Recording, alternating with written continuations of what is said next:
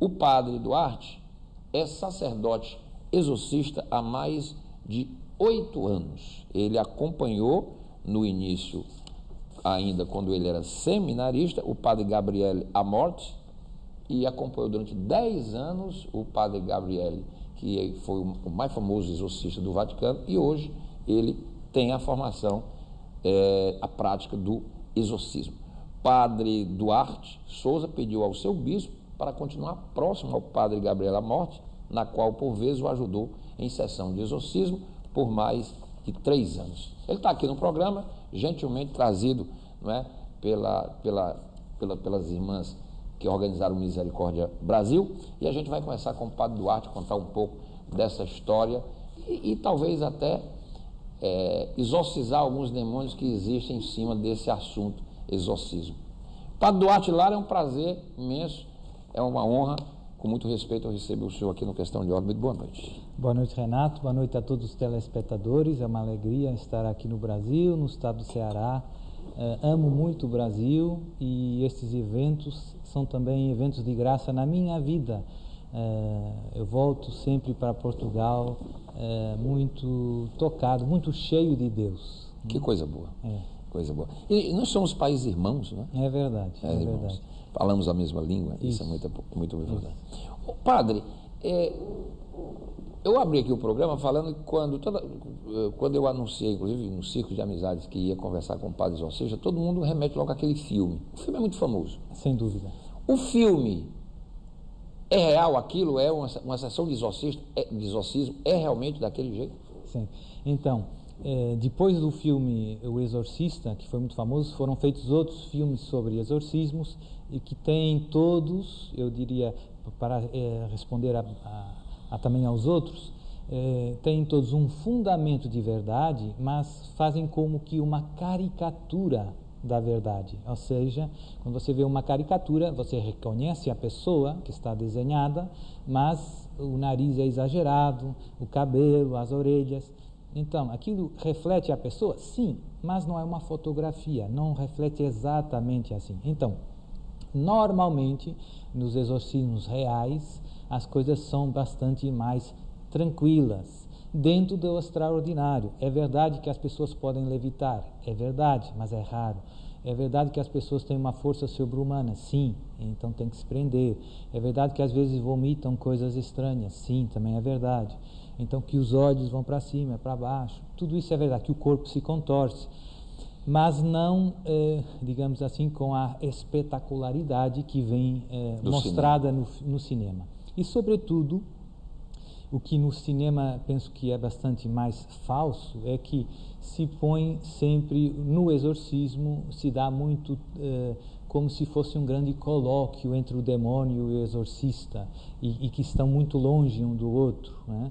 Na verdade, normalmente o exorcista está do lado da pessoa que é atormentada pelo demônio e não gasta tanto tempo em diálogos com o demônio, gasta mais tempo rezando, né? E o demônio gasta mais tempo, digamos, sofrendo, blasfemando, insultando. Realmente há o insulto, porque no filme tem uma parte que há muito insulto. O demônio, no fundo, sofre com tudo, com a presença de Deus, digamos, com tudo aquilo que invoca a presença de Deus, com tudo aquilo que é sagrado, tudo isso incomoda o demônio. Que é lógico, se pensarmos bem, porque Deus é santo, é sagrado.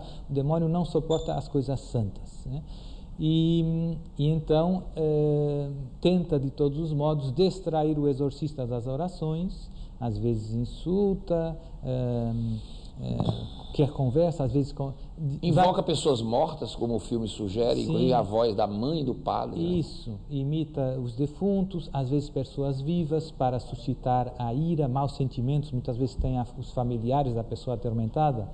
Então, e tem uma história por trás, né? Porque, por exemplo, não sei, a vizinha fez uma bruxaria contra aquela vizinha por ódio, por inveja.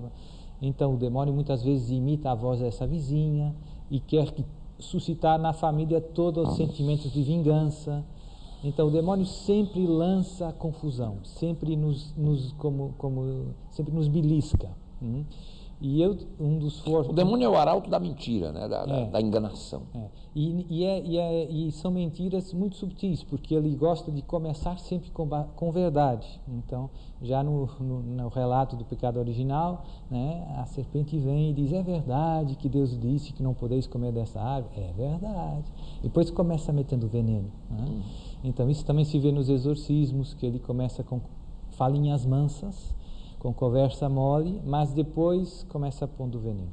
Então, eu sempre tenho que ensinar as pessoas que não se conversa com o demônio, que o que devemos fazer é nos concentrar nas orações, rezar. Quer dizer que as pessoas também podem assistir, porque no filme, no quarto só entravam os padres, né? Sim, os dois padres. Isso também não tem fundamento na realidade. Normalmente vêm familiares da pessoa e eu também tenho uma equipe com alguns leigos.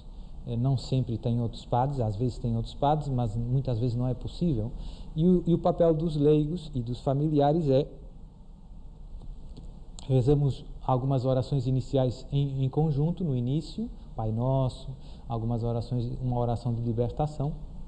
Depois, terminada essa introdução, começa o exorcismo, aí é só o exorcista. Os leigos estão em silêncio e eu peço a eles para rezarem o terço em silêncio. E o terço é muito forte, o demônio detesta o terço, o santo terço. Se rompem os terços, se perdem os terços, desaparecem os terços sem explicação. Às vezes, os terços? Sim, os terços? Às vezes só o simples facto de aproximar o crucifixo do terço da pessoa atacada pelo demônio já incomoda muito, mesmo durante o exorcismo. Então, os familiares e as pessoas que me ajudam, me assistem, estão ali e tem 3 gravidades, 3 níveis mais ou menos. Os casos mais pesados, que seriam os casos parecidos com o filme do exorcismo, eu tenho uma daquelas, não sei como se diz aqui no Brasil, uma daquelas camas de médico, marquesa se diz em Portugal, umas camas mais baixas, que eu ponho no centro da sala, e então os próprios familiares, meus assistentes, têm que segurar um pouco a pessoa, porque muitas vezes fica muito violento. E às vezes tem 6, 7 pessoas segurando uma pessoa muito pequena, né? Mas o demônio de fato tem uma força grande. Esses são os casos mais graves. Depois tem o caso intermédio, o nível 2, digamos, em que eu coloco as pessoas numa cadeira, num sofá assim, com os braços do lado, e em que são necessárias, bastam 2 pessoas mais ou menos para segurar a pessoa. E tem os casos mais leves, que já não é necessário segurar fisicamente a pessoa já não sai, ainda reage às orações. Normalmente, com o progredir dos exorcismos, os casos graves passam para casos mais leves até a libertação, que normalmente vem gradualmente. Esses filmes também erram um pouco nisso. Passam a ideia que um exorcismo chega para libertar completamente uma pessoa. Eu comparo o exorcismo um pouco com as sessões de quimioterapia. Hoje tem o câncer. Então, é um caminho, é um processo de libertação, né? De um exorcismo para o outro, a pessoa experimenta melhoras na sua vida graduais, né? Pouco a pouco, ela vai recomeçando a fazer suas tarefas domésticas, o seu trabalho, todos aqueles problemas estranhos que estava experimentando, que não tinham explicação natural, médica, vão desaparecendo gradualmente, né? E de exorcismo para exorcismo a gente vê as melhoras, até que chega um momento, sim, em que há uma libertação, já não há reação aos exorcismos, a pessoa pode retomar a sua vida, já saiu permanentemente, né? Bom, aqui conversando com o padre Duarte Lara, que ele é da diocese de Lamengo, em Portugal. Ele é um padre exorcista, é um sacerdote português que participou aqui em Fortaleza no final de semana do 9º Misericórdia Brasil. Padre, o senhor é da diocesano, não é isso? Padre diocesano. Sim. Pronto. O senhor é jovem, o senhor começou a ser padre já pensando em ser exorcista. Como é que foi essa? Por que o senhor teve esse chamamento, essa vocação de ser exorcista a ponto de trabalhar com o famoso padre Gabriel Amorth, então, que é o famoso exorcista do Vaticano? Sim, que morreu há poucos anos atrás, mas é o exorcista mais conhecido. E foi tudo muito providencial, como a minha vocação, como tudo na nossa vida, né? Tem sempre a mão de Deus por trás. Em 98, eu terminei os meus estudos civis, eu estudei gestão de empresas E no meio desses estudos civis veio a questão da vocação. E comecei aproximando de movimentos. O senhor tinha quantos anos? O senhor tem os 30 Eu tenho 42. 42. Mas são bem escondidos. Bem jovem. E o senhor tinha quanto, mais ou menos? 18, então, 19 anos? Eu terminei esse ano, em 98, eu tinha 23. 23. Então, quando terminei esse curso, logo a seguir, eu terminei em junho, em agosto, fui para Roma e fiz o meu seminário em Roma. Foram 7 anos de seminário e depois mais 3 como sacerdote em Roma, em que concluí... Então o senhor tinha a vocação de ser sacerdote? Né? Sim, então a vocação veio por volta dos 20 anos. Mas quando cheguei a Roma, em 98, teve uma senhora, muito amiga minha, que ela organizou a tradução do primeiro livro do padre Gabriel La Morte para português, em Portugal. E por causa desse livro, que é muito famoso, também tem no Brasil, foi traduzido em muitas línguas, em dezenas de línguas, se chama Um Exorcista Conta-nos, ou Nos Conta, aqui no Brasil se diria. Ela foi a Roma para uma reunião com o padre Gabriel. E então, eu, poucos meses antes, tinha chegado a Roma. Já estava começando a falar italiano e tudo isso. Ela me ligou e disse, Duarte, eu vou ter um encontro com o padre Gabriel, você quer vir comigo? E eu disse, oba, legal, vamos nessa. Então, fui no encontro, conheci o padre Gabriel e pedi a ele para me ensinar. E ele disse, não, mas você tem que ser padre, né? Ou diácono, pelo menos. Então, eu pedi a ele se não poderia assistir a um exorcismo. Né? E ele aceitou o meu pedido, embora ele sempre fosse muito reservado. Isso também via a mão da providência. Ele não dava muita, porque tinha muita gente sempre chegando de todo lado. Então eu fui nos exorcismos do padre, lá na Itália? Lá na Itália, e comecei em 98, como eu disse, e até 2008 eu no fundo me tornei parte da sua equipe. Eu era um dos leigos que assistia ao padre Gabriel. Então durante esses 10 anos vi muita coisa e aprendi com um grande mestre, e nos últimos 3 anos desses 10 anos eu já era sacerdote. E depois, quando o meu bispo me pediu para retornar para Portugal, para ser professor, e ele me nomeou também exorcista em 2008. Né? E desde 2000... Não precisa fazer curso especial, padre? Precisa, segundo o Código de Direito Canônico, precisa, no fundo, algumas características para ser idôneo ao ministério. No fundo, ciência, ou seja, conhecimento, é preciso saber dos exorcismos. Não é preciso um título acadêmico sobre isso, mas é preciso estar por dentro. Então, eu recebi isso nesses 10 anos de formação prática. Né?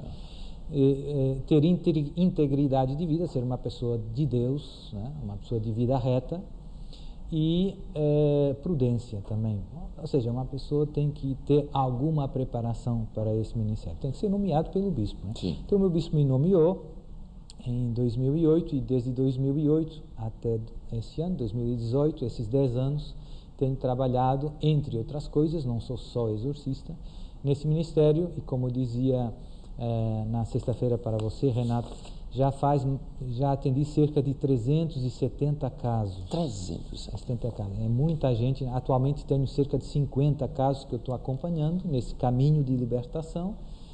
E é um trabalho bastante cansativo e às vezes um pouco desgastante, mas muito bonito. Por quê? Porque você toca como que a graça de Deus. Você vê vidas que estavam humanamente desfeitas, destruídas, que Deus pega e pouco a pouco os resgata, e tudo muda. Não é só a questão de o demônio agora já não ataca mais, mas é uma relação nova com Deus, um amor, famílias reconstruídas. Onde Deus entra, muda tudo. Não é? Então isso eu vejo como que quase se toca a ação de Deus nessas vidas, e isso é muito comovente e muito animador, né? Ser instrumento de Deus de resgate, podemos dizer assim, na vida de tanta gente. Estou aqui com o padre Duarte Lara, que é um padre católico, português, e também que faz exorcismo, como ele mesmo disse. Nos últimos 20 anos ele acompanhou e hoje tem digamos assim, a formação de fazer também ele mesmo a prática de exorcismo. Ô padre, o senhor disse que é uma coisa desgastante. De fato, deve ser. Do ponto de vista da energia, suga, não é? Quer dizer, muita coisa. Eu pergunto, psicologicamente, porque o senhor já viu 350, né? O senhor falou? 70. Quer dizer, o senhor deve ter visto algo que no cinema a gente vê, mas eu digo, mas aquilo é filme. Você vê na realidade, quer dizer, mas como é que pode? Nós somos humanos, por mais preparação, e o senhor tem a firmeza na fé, na teologia, enfim, mas nós somos humanos. Não tem que ter também uma preparação psicológica, às vezes não impacta, quer dizer, tira a sua atenção, porque o demônio ele é ardiloso. Eu comparo um pouco como a vocação de cirurgião médico. Quando alguém faz a primeira cirurgia no coração, se calhar tudo é um pouco impressionante, né? O coração está mexendo, está cozendo, está cortando, mas com o tempo essa parte mais digamos, mais impressionante passa, né? Então, hoje, isso também acontece com os leigos que me acompanham. Todos nós estamos bem tranquilos, né? Já nada nos impressiona muito, já sabemos como funciona. É desgastante no sentido que as orações são muito intensas. O sacerdote tem que rezar com fé e com empenho, com autoridade. Tem que ordenar ao demônio de sair com autoridade.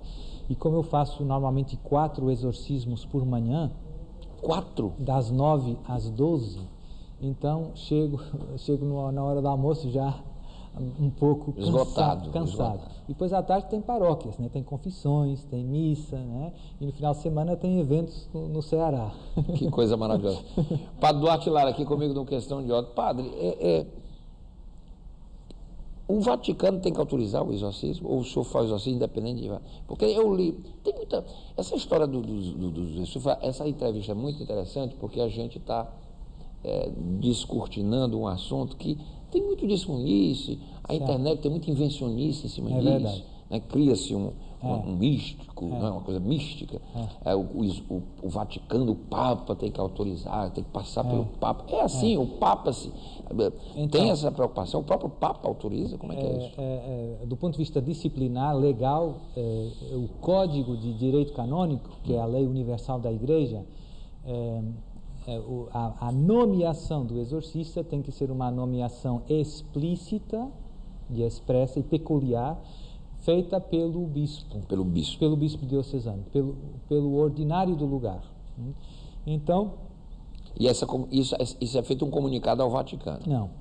Cada bispo nomeia os exorcistas que achar conveniente, como cada bispo nomeia um pároco de uma paróquia, né? Não tem que informar o Papa que nomeei o pároco e tal. Então, depende dos bispos diocesanos a nomeação dos exorcistas. Infelizmente, agora as coisas estão mudando para melhor, mas infelizmente nós tínhamos poucos exorcistas, ainda temos, aqui no Brasil, em Portugal, nos países, para as necessidades reais. Quantos tem lá, além do senhor, Portugal? Há pouco tempo, tinham 3 exorcistas. 3? Mas Portugal tem 20 milhões de habitantes. Aqui no Brasil tem quantos? Aqui no Brasil não sei, mas que eu saiba, não sei. Eu conheço talvez uns 5 exorcistas, que eu conheço assim mais pessoalmente. Terá mais, mas eu não conheço, o Brasil é muito grande, né? Mas em Itália tem mais de 200, para ter uma ideia, né? E hoje, como o mundo mudou muito, as pessoas estão mais expostas, no fundo, a aquilo que nós chamamos na Igreja Católica o ocultismo, as formas de adivinhação, de magia, de cultos estranhos, de idolatria. E isso é a grande porta que dá ao demônio acesso a fazer esses distúrbios extraordinários. Então, se isso aumenta do ponto de vista sociológico, se as pessoas vão mais no bruxo, no adivinho, no mago, surgem mais casos de exorcismo. Mas, de repente, não há exorcistas preparados para dar resposta ao aumento de casos que tem. E isso é a parte, se calhar, mais desgastante de todas no meu ministério. É a quantidade louca de pessoas que me procura todos os dias porque crê que precisa da ajuda do exorcista. Eu não tenho capacidade, é impossível dar resposta a todos os novos pedidos. Eu já tenho casos que estou acompanhando, tenho as outras atividades nas paróquias e tudo isso, então é impossível humanamente dar resposta a tudo isso. Faço o melhor que posso, atendo os da minha diocese e alguns dos outros, mas é muita gente, muita gente, e então a igreja hoje começa a perceber que do ponto de vista pastoral temos aqui uma necessidade nova, né? Temos que preparar padres e para dar acolhida a todo esse povo, toda essa gente que pensa que... Pois tem todo o discernimento, a triagem, a maior parte das pessoas que vai ao exorcista de fato não precisa de exorcismo, só uma pequena percentagem. Mas para fazer essa diagnóstico... As pessoas pensam que estão possuídas e não estão. Pensam que pegou uma praga, uma maldição, não sei o quê, porque viu e etc. Mas é preciso esse discernimento, esse juízo que não deve ser precipitado. Então o exorcista deve ser prudente, deve ver o que dizem os médicos, tudo isso, hein? Para chegar a um diagnóstico e ajudar a pessoa a perceber qual é a causa dos males que ela está vivendo. No filme tem muito isso, né? A menina, ela tinha comportamentos estranhos, a mãe, inclusive, não era distante da igreja no filme. Sim. Ela procura aquele padre, o padre Carras, né? Sim. E o padre recomenda ela fazer exames médicos, ela leva aos médicos, aquele negócio todo. Mas a menina piorava, até que o padre resolveu vê-la. O filme é baseado num caso real. Um caso. Eu tenho casos parecidos com a história do filme, né? Pessoas que tiveram 10 anos, por exemplo, em médicos, né? Fazendo todos os exames que existem na medicina atual. O senhor teve um caso? Mais do que um. Nestes 370, quase todos as pessoas que experimentam problemas fisiológicos, né? Dores de cabeça, alucinações visuais, auditivas, picadas no corpo, tem sem fim, sobretudo aversão nos lugares sagrados, a pessoa entra na igreja, desmaia, ou vai no cemitério, vomita, tudo isso. Elas, quando têm esses problemas, o que fazem primeiro é ir no hospital e fazer exames, não é? Eu não estou bem, não é? E então começam a ter esses ataques, esses desmaios, e então continuam fazendo exames, e isso é bom. E então, quando vêm pessoas ter comigo que não fizeram ainda exames médicos, eu sempre aconselho, temos que ver se não tem uma explicação natural. Né? Depois, muitas vezes, os médicos, como os exames não dão nenhum resultado positivo, né? Não têm nenhuma doença, muitas vezes encaminham as pessoas para psicólogos ou psiquiatras, né? E aí há um segundo nível de triagem. E aí acontece um fenómeno muito curioso com as pessoas que têm problemas espirituais. Eles reagem de uma maneira muito estranha à medicação psiquiátrica. E muitas vezes eu tenho casos que são os próprios psicólogos e psiquiatras que mandam para mim, porque eles próprios são testemunhas de coisas que a ciência não pode explicar. Né? Sobretudo aquela questão da força, de estar sobre uma grande dosagem de calmantes e fazer coisas que o médico vê. O senhor já viu isso? Sim, e eu já tive, como digo, casos de pessoas que vêm porque os médicos reconhecem que não têm nenhuma possibilidade de ter uma explicação natural. Né?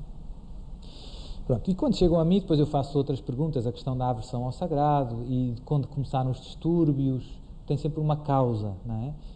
Que, como eu digo, é normalmente a ligação com o ocultismo, né? Alguma bruxaria, alguma coisa, né? Que a pessoa fez ou que alguém fez, né? Então eu começo vendo, e há quanto tempo está mal? Estou mal desde que me casei. Então eu começo perguntando, e alguém não queria o casamento? Por acaso, alguém não foi no casamento? Começo eu perguntando. Ver se encontro ali alguma causa aparentemente que pudesse explicar isso, não é? Depois isto conjugado com os outros fatores, não é? Que não tem diagnóstico clínico, que não tem, que reage de uma maneira atípica à medicação, depois entramos na última fase do diagnóstico, que é a oração de libertação. Começo fazendo uma oração, que não é o exorcismo, mas em que é parecido, em que peço a Deus que liberte esta pessoa de qualquer distúrbio diabólico desta área, e nomeio aquelas áreas em que a pessoa se sente atacada, por exemplo, o casamento, num caso, por exemplo, tem casos que são problemas no trabalho, invejas no trabalho, foi promovido e a partir daí foi uma vingança, não é? Ou com vizinhos, ou com família, com partilhas, são os casos mais típicos. Então, rezo sobre isso, e quando nós rezamos, pedimos a Deus por aquilo que é a causa do problema, o demónio aí não consegue se esconder, digamos assim, se manifesta, não é? Nas orações de libertação em geral se manifesta. E aí, essa é a última etapa do diagnóstico, quando eu já tenho essa certeza moral, que é mesmo diabólico, já avanço para o exorcismo e, sempre com o consentimento da pessoa, quando é possível, e começa-se esse caminho de libertação, como eu expliquei, que pode demorar alguns anos até. Às vezes são poucos exorcismos, 4, 5, às vezes são alguns anos. Teve algum caso que o senhor pegou que o senhor foi chamado pela família e o senhor foi ao local e a pessoa já estava na... Sim. E o senhor realmente, quando entrou, já caracterizou como a necessidade de um exorcismo. Então, os casos mais graves, como eu dizia, os casos mais graves reagem muito facilmente a qualquer coisa sagrada. Se rezarmos uma Ave Maria, já é o caos. Se asperja água benta? A água benta já é um furacão, já é um terremoto.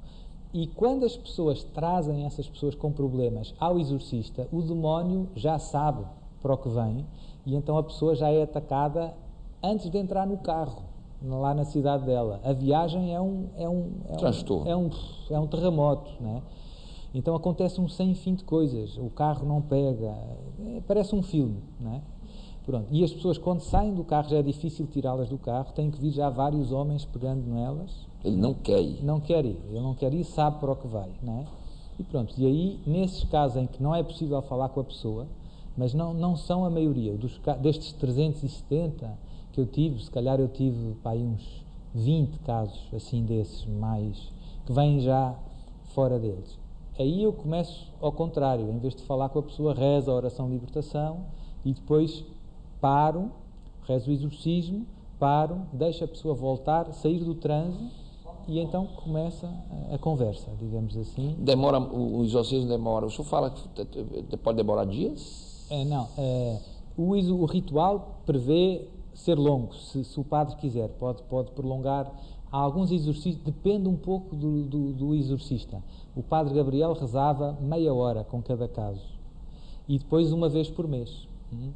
Há exorcistas que preferem rezar 3 horas, 4 com um caso, menos vezes. Eu sigo um pouco o modelo do padre Gabriel porque penso que é mais prudente por vários motivos, porque tem pessoas que não têm muita saúde e como o exorcismo é muito esgotante fisicamente, pode ser perigoso para a saúde da pessoa. Já houve casos em que morreram pessoas durante o exorcismo, por exaustão, né? E então, e tem que se ter cuidado com isso, com a idade da pessoa, às vezes está grávida, às vezes já é muito velho, não. E depois, porque eu noto que o exorcismo ajuda na libertação, mas é só um aspecto. E os aspectos mais importantes são os aspectos da conversão da pessoa. Portanto, no fundo é aquilo que eu chamo de direcionamento espiritual. Ou seja, a conversa que eu tenho com a pessoa, de saber se está voltando à missa, à confissão, se está rezando, isso é tão importante ou mais que o próprio exorcismo. O exorcismo é uma ajuda para que esse processo seja rápido. Mas se a pessoa largar o pecado, viver uma vida na graça de Deus, o demónio vai largar, é só uma questão de tempo, não dá para os dois, né? Portanto, no fundo, o melhor vacina contra os ataques do demónio é viver uma vida na graça de Deus, né? Se todos os cristãos fossem bons cristãos, o demónio não tinha chance. Mas o que a gente está vendo no mundo é que parece que o demônio está dando as cartas, né? Porque, como eu dizia, temos este fenómeno, uma espécie de neopaganismo, né? Estes cultos de adivinhação, de magia e o pecado em geral, né? Está tomando conta da nossa sociedade. A gente vê à nossa volta e, infelizmente, Deus tem cada vez menos espaço nos nossos corações. Verdade. E por isso, no fundo, ou se está unido a Deus ou não se está unido a Deus, não tem outra solução, né? E se não se está unido a Deus, está no pecado, o demónio reina. Aí. Então, essa é que é a batalha mais decisiva e nisso o Misericórdia Brasil ajuda muito, né? É um evento que ajuda os cristãos a voltarem para uma vida de comunhão profunda com Deus, né? O senhor diz algo muito interessante. Estou aqui com o padre Duarte Lara, que é um padre exorcista, ele é português, participou do 9º Misericórdia Brasil esse final de semana aqui em Fortaleza. Padre, eu sou católico, né? E Parabéns. Estudei em colégios católicos, o Santo Inácio, o Cearense, que são padres jesuítas, e isso foi muito importante. Mas teve uma época que eu andei afastado da igreja, né? Voltei. Hoje me sinto bem melhor. Essa fortaleza espiritual é fundamental. Até a saúde melhora. Muda tudo. Até a saúde melhora. Você disse assim, é uma grande verdade. Eu sou uma prova disto, porque a minha saúde espiritual e a saúde corporal mesmo caminham juntas. Quer dizer, quando eu voltei à missa, religiosamente às missas, enfim, eu me sinto outro. O homem é uma unidade, corpo e alma. Isso é verdade. Então, a saúde da alma faz bem ao corpo, e a saúde do corpo faz bem à alma, né? E o contrário também, a doença da alma faz mal ao corpo, o pecado faz mal à saúde. Ninguém diz isso, mas faz muito mal à saúde, né? E pelo contrário, a graça de Deus faz bem à saúde. Quando nós estamos em paz com Deus e com os irmãos, tudo é mais fácil na nossa vida. Padre, o demônio não tenta, em nenhum caso, tenta possuir o sacerdote? Não, isso também é outra das ideias do filme. Porque no filme ele é do final, né? Não conheço nenhum caso real que tenha esse fundamento, mas se tenta vingar do sacerdote, né? E o demônio sempre gosta de infundir medo.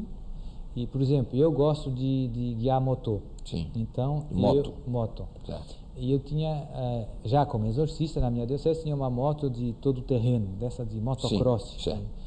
E então, eu gostava de dar umas voltas, de vez em quando, até para arejar, para terapia. e num dos exorcismos, o demônio me dizia que vou fazer cair da moto, né?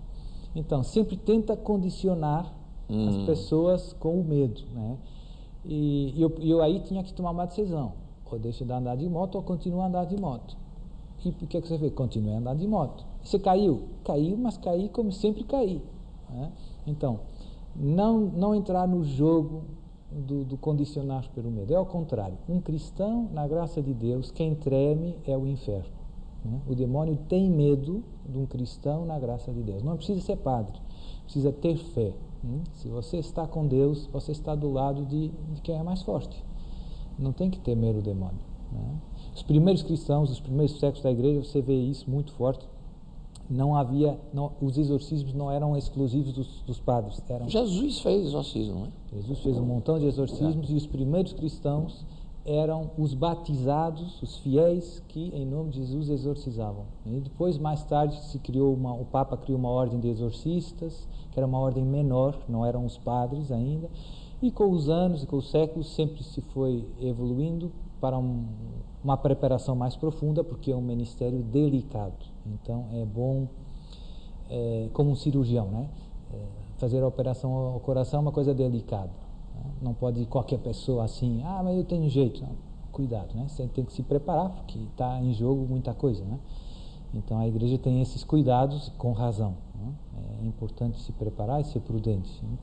O que mudou na vida do padre Lara, por ele ser um padre exorcista, não um simples padre, um sacerdote do ministério da igreja, esse rótulo de padre exorcista carrega um simbolismo e um peso, né? Carrega um pouco, né? Então, como eu dizia, o meu ministério, ser padre é que é a grande alegria, né? Jesus me escolheu, eu não pensava no sacerdócio, pensava até em casar, ter 10 filhos, sempre tinha a ideia de ter, porque eu gostava de ter 10 filhos. 10 filhos, padre? E uma equipe de corridas. E terminou padre exorcista. Terminei padre exorcista. Deus gosta que a gente, não sei, Deus pensou, esse tem um pouco de louco, então serve para esse ministério. Foi a providência que me levou. Eu noto que esse ministério, como eu dizia, me ajuda muito pessoalmente a perceber a eficácia da oração, dos sacramentos, da confissão bem feita, da Eucaristia, da missa, da comunhão. Eu quase que toco o efeito que a graça de Deus tem nas nossas vidas. Então isso me entusiasma muito, né? A gente pensar que nós temos os meios que precisamos para chegar ao céu, para vencer todo o mal. Deus nos deixou. Então, se vivermos com fé os sacramentos, a confissão, a missa, nada nos poderá fazer mal. Então, isso pessoalmente me ajudou muito a viver com mais intensidade, com mais fruto, os sacramentos, a vida de oração. Depois, por outro lado, uma responsabilidade grande. A igreja confia em mim nesse ministério e eu tenho essa vontade de corresponder, né? Não me posso permitir largar Deus, nem afrouxar na oração, né? Eu estou ali na primeira linha do combate, né? Então isso é uma grande responsabilidade que me exige uma vida espiritual intensa e que por um lado é um grande bem para mim, né? E por fim eu vejo que do ponto de vista, se nós quisermos mais cultural, mais social, mais mediático. E o tema dos exorcismos é um tema que chama muita atenção de todo o mundo, em geral. E por isso, sem fazer esforço, as pessoas me procuram, querem saber, pessoas como o Renato me convidam, e é sempre uma ocasião para mim de evangelizar, porque atrás desse tema vêm tantos outros temas importantes que, se calhar, na cabeça das pessoas não vêm como os temas mais importantes, mas depois, falando do exorcismo, acabamos falando da nossa relação com Deus, da oração, dos pecados perigosos que hoje temos à nossa volta, e então acaba sendo um acontecimento de evangelização. E isso tem tudo a ver com o meu ministério de sacerdote, que é ajudar o povo de Deus a chegar lá no céu. Não no céu. Estou aqui com o Padre Duarte Lara. Padre, Deus tem seus anjos, né? No céu. Sim. E aqui na terra, o senhor é um anjo de Deus, do Senhor, graças a Deus. O demônio também tem seus anjos. São vários que estão aí então, procurando um espaço, uma porta aberta para entrar. Eu inclusive, uma vez, eu me lembro, eu estava conversando com pessoas, essa crise, né, as pessoas com dificuldade financeira, e as pessoas levam e colocam a questão financeira acima das questões espirituais. Isso é uma coisa muito perigosa, porque as pessoas, elas se fragilizam emocionalmente por conta da falta do dinheiro e chegam a pensar em voz alta que faria qualquer coisa para ter. É aí onde as coisas acontecem. Brecha. É a brecha. Muitas vezes é a brecha. A história dos pactos.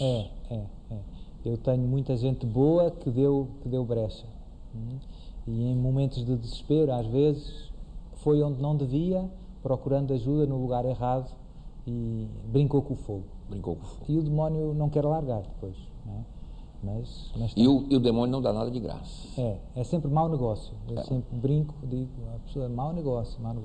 E, pelo contrário, com Deus, temos tudo a ganhar e nada a perder. Deus não tira nada daquilo que é bom para a nossa vida. Só tira o pecado, só tira o veneno. Não é? Portanto... O ocultismo, aqui o senhor citou aqui o ocultismo. O que é real? Eu li, o ocultismo está presente hoje realmente no mundo, ele existe nos governos. Eu vi uma coisa que fiquei perturbado, de um movimento mundial que visa destruir a fé, destruir a igreja, criar, e que tem ramificações até em governos no mundo. Em organizações poderosas financeiras, então, que financiam campanhas. Uma das coisas que o exorcista também tem contacto é com o que é que está acontecendo no terreno. Porquê? Porque muita gente que vem procurar o exorcista andou por muitos lugares e falou com muita gente, etc. Então, o padre exorcista, pelo testemunho dessas pessoas que depois se convertem, se arrependem, fica sabendo de muita coisa que o mundo não sabe, que não passa na TV, mas bem complicada. E, infelizmente, como eu dizia, num mundo, numa cultura em que a fé verdadeira se vai apagando, fé em Deus, fé em Cristo, na Igreja de Cristo, nos sacramentos, na Palavra de Deus, inversamente proporcional crescem estas formas de ocultismo, porque as pessoas, quando surgem os problemas da vida, se eu já não espero de Jesus a solução, a ajuda, eu vou na concorrência, né? Nos outros lugares onde posso ter uma palavra que me ilumina, as cartas do tarô, a bola de cristal, o centro espírita, ou num lugar onde eu procuro força, né? Tomo o amuleto, o chazinho, não sei, o defumadoiro, tudo isso, né?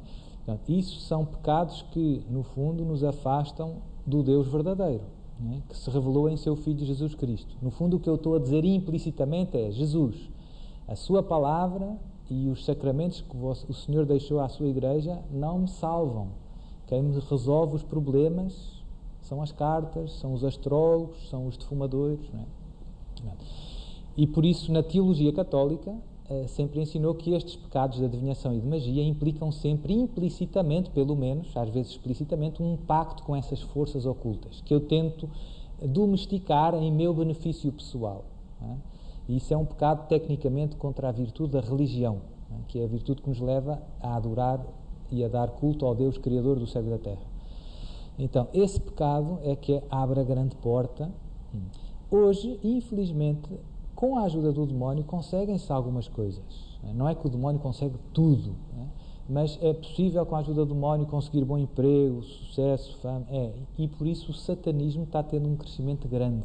Já há alguns estudos sociológicos interessantes sobre estes temas. Por exemplo, hoje com a internet e com os meios de comunicação, mas sobretudo com a internet, é possível ter acesso a muita coisa muito pesada, do ponto de vista satânico, com a internet. Você não precisa de ir para uma seita satânica, matar animais. Com a internet você tem acesso aos rituais, ao que é que se fazem, aos pactos, etc. E tem jovens, já crianças bem novas, que se envolvem com coisas muito pesadas, muito pesadas. Eu tive um caso de um satanista que depois quis sair de uma seita satânica. Foi complicado, depois no momento. Ele nunca esteve muito convencido, né? Ele não tinha um coração muito perverso, digamos assim. Como alguns jovens, né? Gostam de fazer coisas perigosas e rebeldes. Brincar, né? com fogo. Brincar com fogo. Né? Mas a coisa foi ficando sempre cada vez mais pesada, ele quis saltar fora. No momento em que ele quis saltar fora, o demónio não largou mais ele. Né? Enquanto ele esteve dentro, o demónio tratou ele bem. No momento em que ele quis saltar fora, aí é que ele veio ter comigo e precisou dos exorcismos para ficar bem. Portanto, hoje, infelizmente... Era um jovem que o senhor exorcizou? Era um jovem que eu exorcizei, que ajudei a ficar bem. Então, hoje, infelizmente, o mal está muito difundido. É incrível como o mal, padre, o senhor está dizendo algo aí que eu já no nosso dia a dia, o mal, é incrível como o mal seduz. As pessoas não... É por isso que eu falei aqui no início a questão da fortaleza espiritual, que as pessoas precisam, os católicos, por exemplo, ir à missa, etc. Porque você estando forte espiritualmente, você não é seduzido nem para dar uma olhadinha. Eu não quero olhar isto. Para quê? Sim. Porque ao você dar uma olhadinha, a curiosidade é que matou o gato. E a gente está em todo lado, né? Você abre um jornal, não sei o quê, veja o seu signo, veja não sei o quê, e pouco a pouco você começa entrando num mundo que parece está entrando num buraco sem fundo. Parece, exato, inofensivo, e começa se aproximando, brincando com o fogo, e no fim, quando dá conta, né, já está bem enrolado, né? Mas pronto, a boa notícia é que Deus nunca desiste de ninguém. Eu também constato isso na minha vida.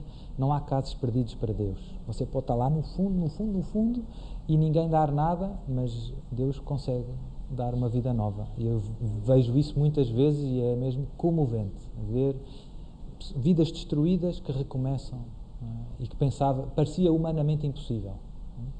Padre Duarte Lara, eu queria agradecer. O senhor viaja o mundo todo ou vem só aqui ao Brasil? Porque o Misericórdia é um evento realmente fantástico. Eu tenho convites para o mundo todo, mas só venho aqui no Brasil.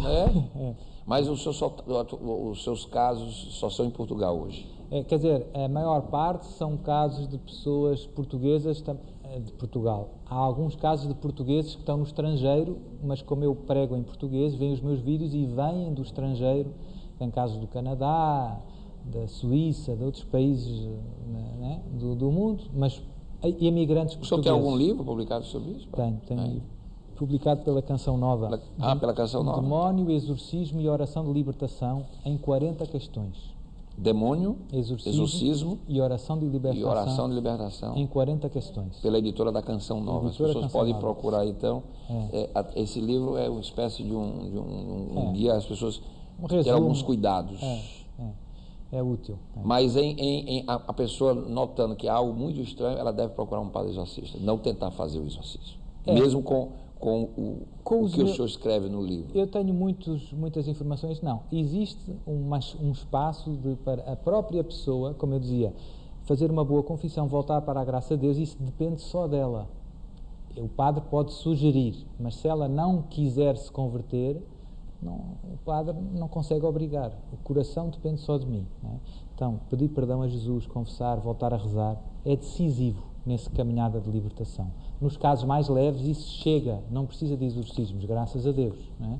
Basta uma vida outra vez na graça de Deus, em comunhão com Deus, para todo o mal desaparecer.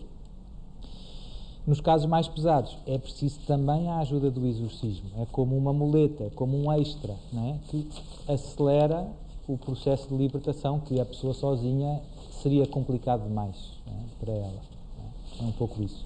Muito bem. O livro do padre está na Canção Nova. Quem quiser. Canção Nova. Vai na internet. Na internet, Canção Nova. Aqui mesmo tem uma loja da Canção Isso. Nova. A Canção Nova tem um sinal em Fortaleza muito, muito bom. Ótimo. E as pessoas. Eu mesmo sou um telespectador assíduo Boa turma. da Canção Nova. É muito bom ver. Padre, eu queria agradecer. Então, para fechar o nosso programa, o demônio existe. E o senhor já viu a face dele. O demônio existe. Está bravo connosco, Bravo. mas isso é bom sinal. É bom sinal? É sinal que nós estamos a servir a Deus e na estrada do céu. Ele só está zangado com quem está servindo a Deus e na estrada do céu. E entrar no jogo dele não é bom negócio. E não tem que dar demasiada importância. Eu costumo comparar a um pequeno cão, um cachorro, que ladra muito, mas se você não se aproximar dele, ele não... Esse é o método que o senhor usa. Não pode fazer nada. Quando o senhor entra então para fazer o exorcismo, o método que o senhor usa não dá muita importância. Não dá muita importância dito. porque ele de facto não tem muito poder. É mais garganta, dizem em Portugal, não é? É mais conversa. Ele gosta de fingir que tem mais poder do que o que realmente Ele tem. quer parecer o que não é. Ele quer parecer o que não é. Por exemplo, quando começam os exorcismos, ele diz: você não tem poder, eu não vou sair. Ele diz. Mas depois ele sai. Não é? Mas depois ele sai. E o padre... Enfim, é todo um jogo, Portanto, o que eu digo às pessoas é: não perca tempo conversando com o demónio, faça o que Deus pede, reze, e quem está do lado de Deus está do lado mais forte. Não é? Padre Duarte, obrigado por ter... Nada, foi um prazer.